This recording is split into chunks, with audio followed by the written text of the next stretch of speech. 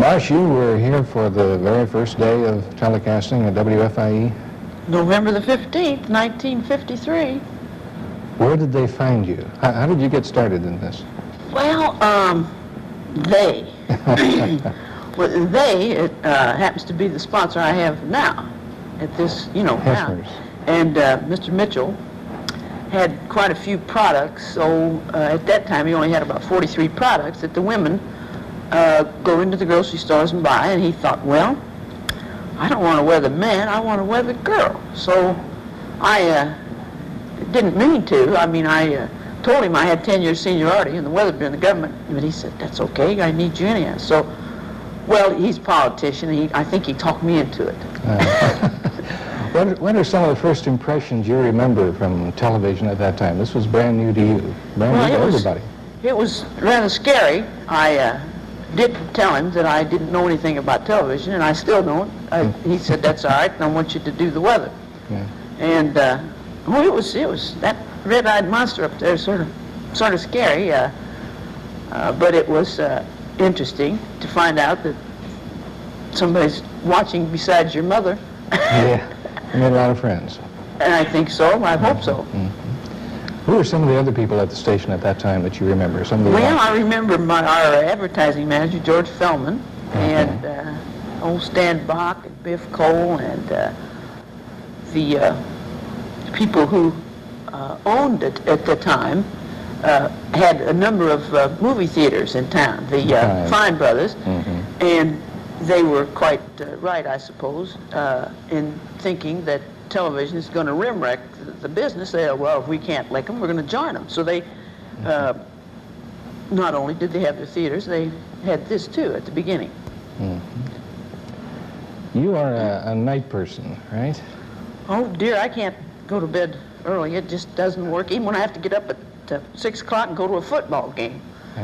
If I go to, I just can't do it. Well, you don't get off work till 11 o'clock. So you didn't always leave right after the 10:30 strip there, did you? Oh, no, it's just night people, that's all there is to it. I mean, after you do it for a million years, it's sort of hard getting up in the morning. Any particular incidents you remember? Anything ever happened to you that had you at a loss for words? Oh, well, so maybe, like, for instance, when the rodeo's coming to town, you ride a horse in front of the map, and you know what happens usually. And, oh, yeah, you have every once in a while. Either a loss of words or terrible giggles. Now, you go to the Weather Bureau every night prior to your program. Were there ever any close calls in trying to get back in time? Oh, if I'm going to have a flat tire, it'll happen between 9 and 9:13. But I've hitchhiked, I just pull it in the ditch and get out there and hitchhike. And one time this kid had a hot rod, and well, this was just in the last coming here, and he, of course, he got me. We were going down the expressway, 100 miles an hour. And of course I got to work a lot sooner than I would have if I hadn't had a flat tire. And one time, I had on white pants and white shirt, and there's one of these nasty trains, and I haven't got time to wait for.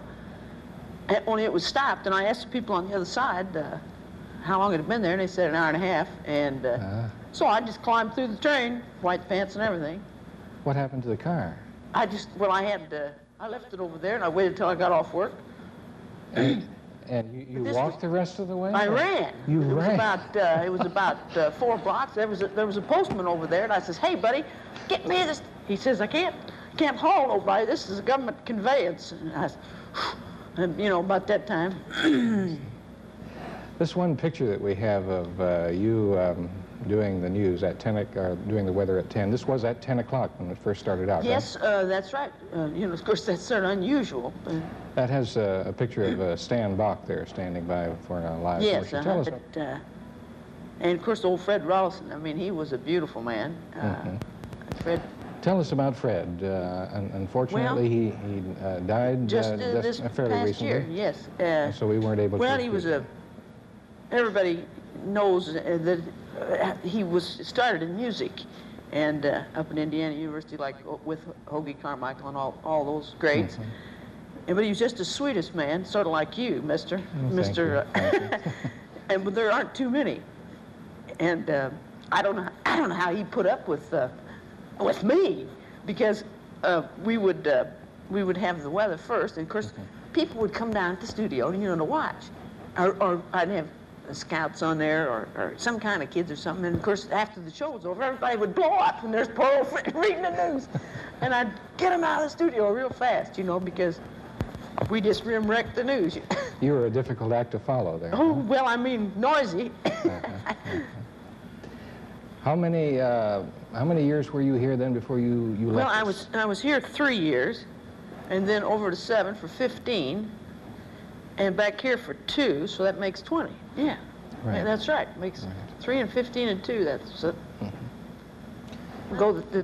like, you try to think. There's so many different things that were interesting, but I had the Holland Dairy as a sponsor for years. I don't know how many years, and it just so happened that I had to go up to Francisco one time to judge a horse show. Not that I'm a judge, because I've ridden horses all my life, but I'm not really a judge. But it was a saddle club, and they said, well, that's okay, Marsh, we're not giving money or prizes, we're just giving ribbons and everything. So I go barreling up there to Francisco, and of course it had rained all morning, had white pants on again. Take your shoes off, roll up your pants. And this beautiful kid, this red-headed kid, came running up and said, Marsh! And of course I didn't recognize him at the time. It was my sponsor's son. And he said, see that lady over there on that pretty horse? He says, that's Mom. I said, oh no! I gotta be the judge, see? And this is my sponsor's wife. And I thought, well, we got to, So who won? Well, I tell you what, I forget who won, but I didn't give her first, but I gave her second. You gave her second. Well, she probably should have had You're telling the first. world that now. But she probably should have had first, because knowing Mr. Goldmeyer, he would get her probably the best horse he could find, and 14 states out here. But just things like that, that you don't know what to do, Right. except resign as a judge immediately. Marcia was telling me that a lady from Chicago was visiting here once, and they were talking about weather shows in Chicago, and the lady said, Marcia, there's no one in Chicago like you. I don't suppose there's anyone anywhere quite like Marcia. Well, this concludes our second special 20th anniversary program. We've been talking tonight with some of the pioneers from WFIE-TV's first year on the air, Pete Dooley, Joe Selania, and Marcia Yockey. We have one more anniversary program coming up just 1 week from now. Next week at this same time, we'll be taking a behind-the-scenes look at WFIE-TV as it is today, and at the people who make it go. Until then, this is Chet Behrman. Thanks for looking in.